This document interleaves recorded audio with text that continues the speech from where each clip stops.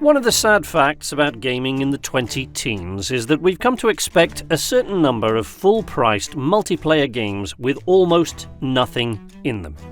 EA Games is perhaps the most famous repeat offender, but in 2018, the poster child for this phenomenon was arguably Rare's multiplayer pirate adventure, Sea of Thieves.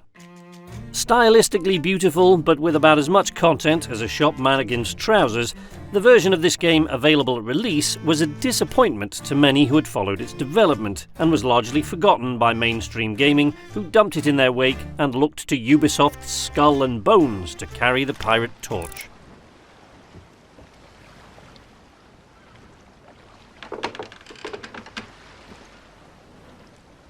Rare had bigger plans, however, and, unlike many developers before them, were willing to listen to complaints and suggestions from the players and early testers from their Pioneer program, and they were going to come back swinging. When the game released, in March 2018, following a series of delays, it promised every little kid's pirate dreams. Gnarly, windswept pirates? Aye! Cutlasses and cannons? Aye! Treasure maps leading to boxes of loot?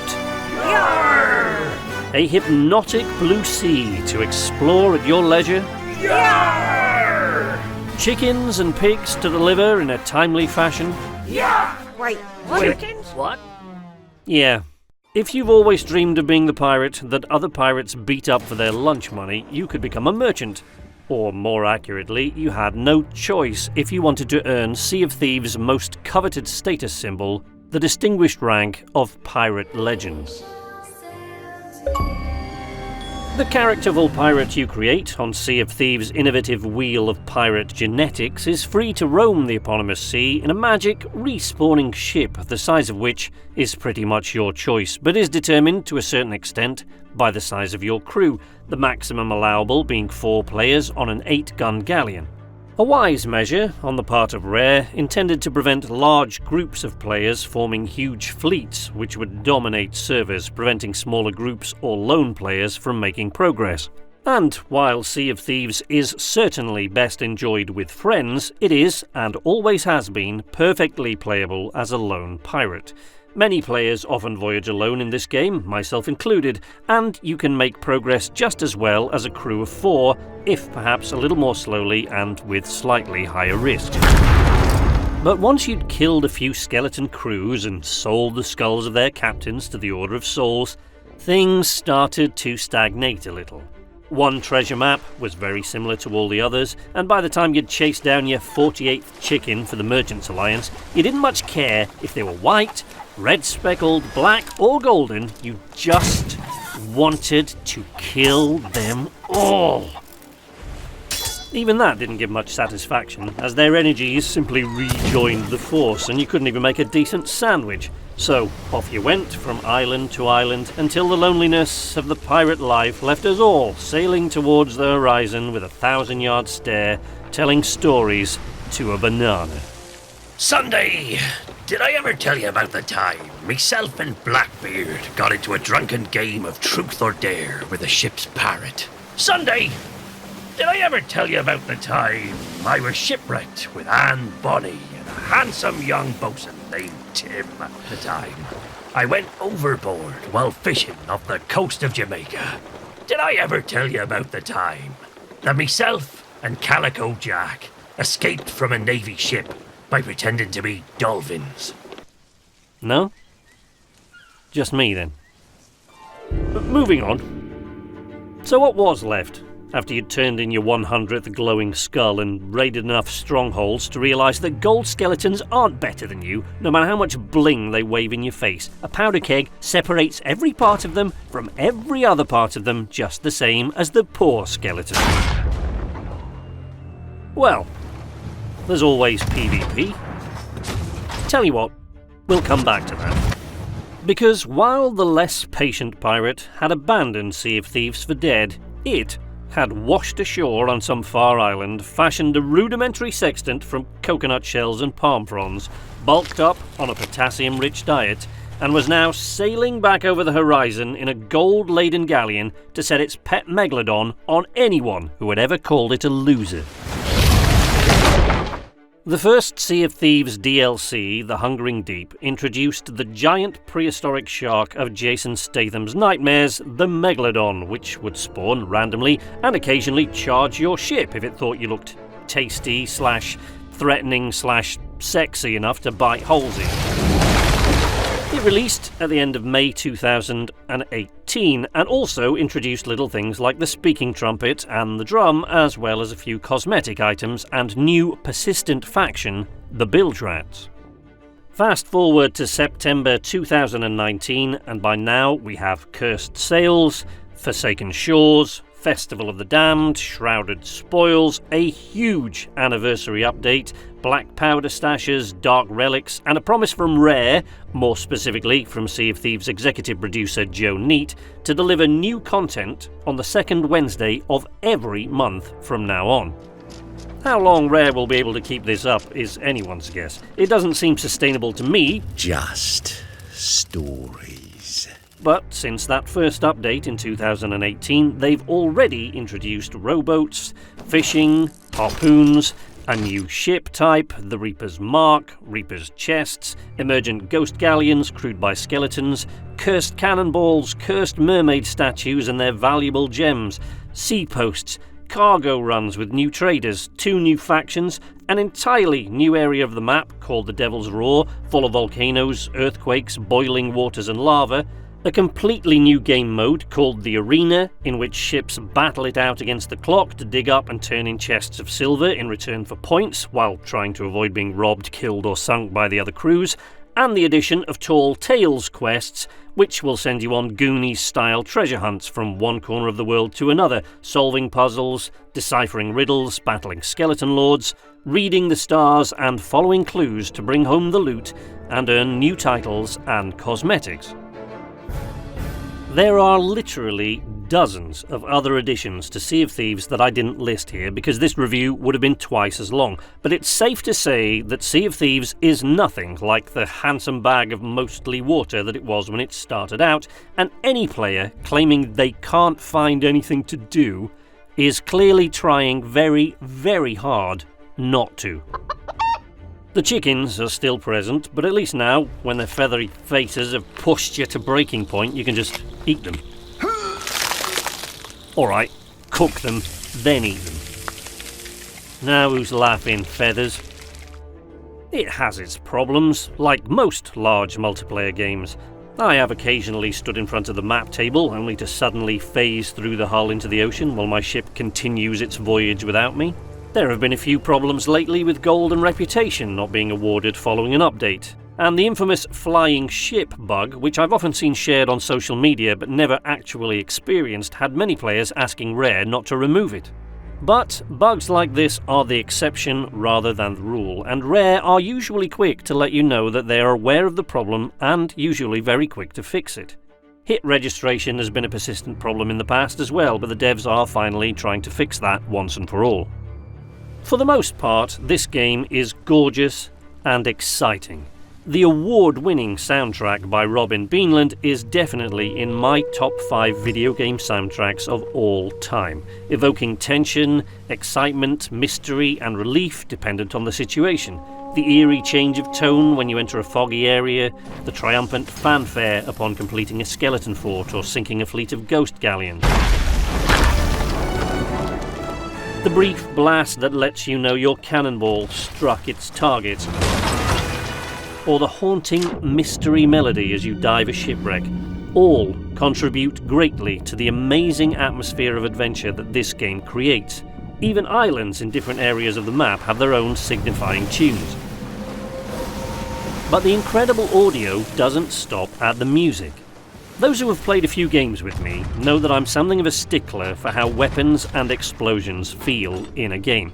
It isn't something I can put my finger on, I just want to really feel the weapon I'm using, whether that's a stormtrooper's blaster, a ship's cannon or a flintlock pistol. And although you might not think that weapons are the main focus of this game, Rare got this exactly right, at least for me. The feedback from cannons, pistols, and especially explosions is pretty much perfect. Realistic? Perhaps not, but when a powder keg goes off in your vicinity, the game physics combined with the multi-layered audio really make you feel that explosion all the way to your back teeth.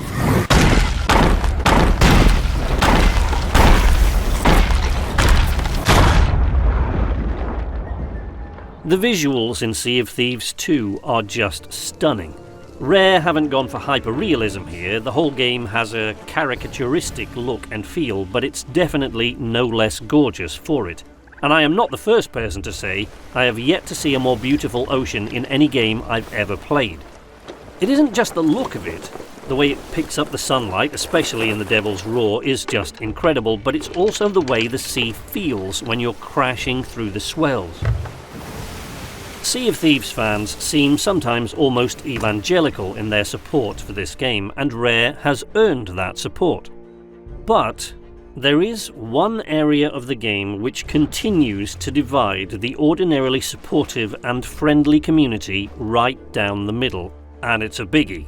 Depending on who you talk to, it is either the central premise of Sea of Thieves, or an unfortunate side effect arising from lack of early content. So, let's talk about it, because I can't avoid it forever. And that is apt, because I'm talking, of course, about PvP.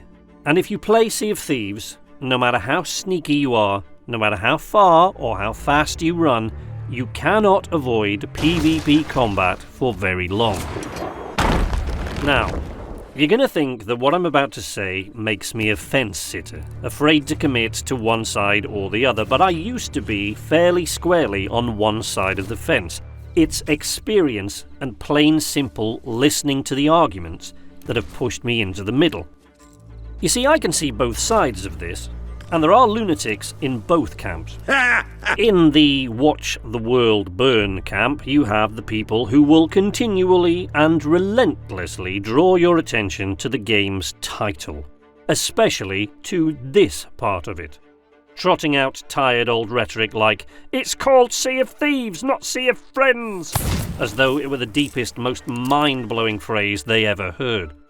They'll tell people to stop whining and act like a real pirate, as though sitting in a comfy chair with snacks in the safety of their own bedrooms attacking virtual opponents with their immortal pirate from the safety of a ship that respawns every time it sinks somehow puts them in the same league as Edward Teach himself. You're not real pirates. Grow up. It's clear from what some of these people write that many of them have never read an actual book about pirates, and I'd wager that at least half of the most angry players in this game would lose their lunch the second they found themselves on any expanse of water much bigger than a duck pond. But listen to those who are capable of forming a more calm and compelling argument, and I hope you will see they have a solid point. This is a game about piracy. Rare never, at least up to this point, put a fleet of antagonists such as the East India Company, for example, in this game for players to fight against or flee from capture by. They are continually putting new mechanics into the game specifically designed to encourage PvP behaviour, and they have said so many times. The best example of this so far, in my opinion, is the Reaper's Chest, introduced in August. The chest is worth doubloons, yes, but if you pick it up, it will light you up on the map like a Christmas tree and people will try to steal it. If you have a problem with that, leave the thing where it is and go harass some snakes. Thing. Of course, it's sometimes irritating when people steal your loot, but that is at the heart of what this game is about. Griefers, I can understand the hate for. People who chase you down specifically over and over again, knowing that you have not a single thing aboard your ship but the bananas you respawned with, are just trying to ruin a good game for everyone because they are children or because they weren't cuddled enough when they were. But if someone is coming after you to steal your loot and sell it for themselves, deal with it. Run, hide, plan your routes accordingly, or simply climb their ladder with a stronghold keg and turn them and their shiny ship into an apocalyptic cloud of blood-soaked toothpicks. You have my unconditional support. But please don't complain, and don't yell at people to go into the arena if they want PvP.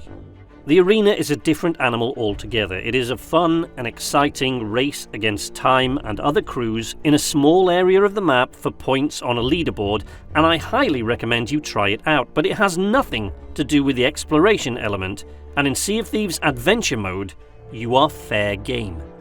One thing Rare could perhaps do to improve things a little in this area is to add a few quests with a slightly better risk-reward balance for those players who don't have as much time.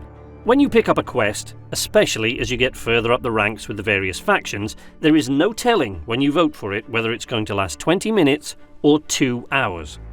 Tall Tales are one of the most inventive and fun additions to the game so far, in my opinion, but some people, and I am one of them, only have a few hours a week, sometimes in short stints of just 90 minutes or less. So if it takes 2 or even 3 hours to solve and complete a Tall Tale and obtain the rewards, it can be frustrating.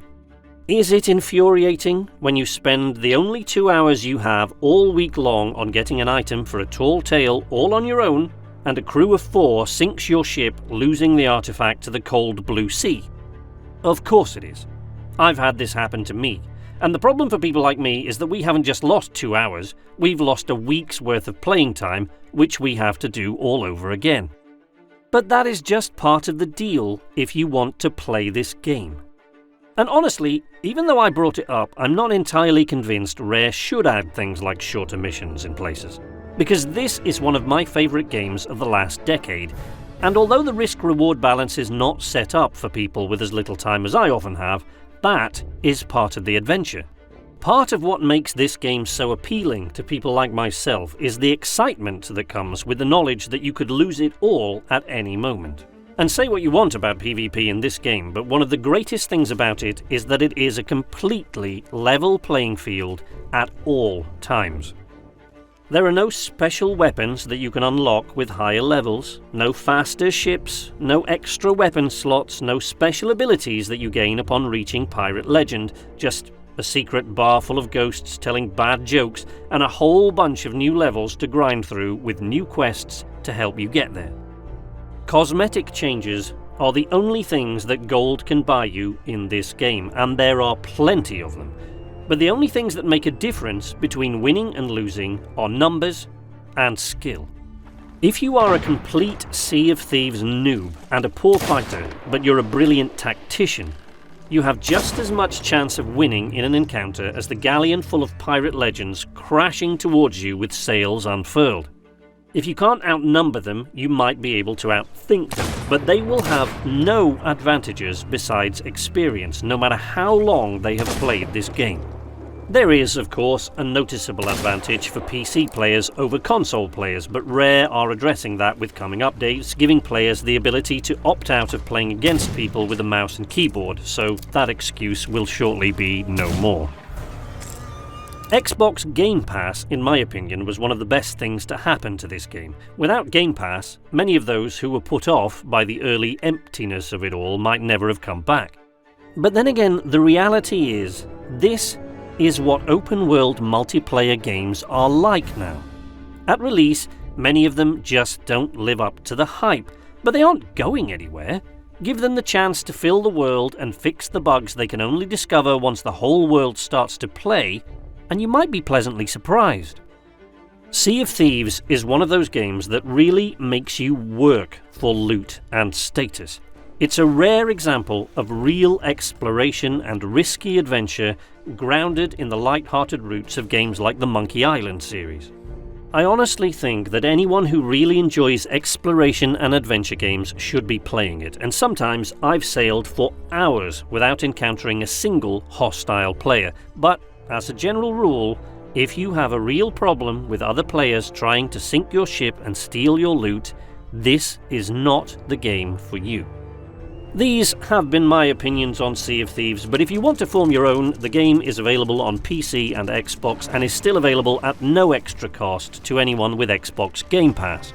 Thank you for listening. You can follow me on Twitter at knights_arcade if you feel like seeing what I get up to in there. I talk about Sea of Thieves and other games quite often, but if you don't do the Twitter thing, just leave a like if you like this video, comment if you have something to say, subscribe if you're not already subscribed, and ring the bell for a notification whenever I post new content.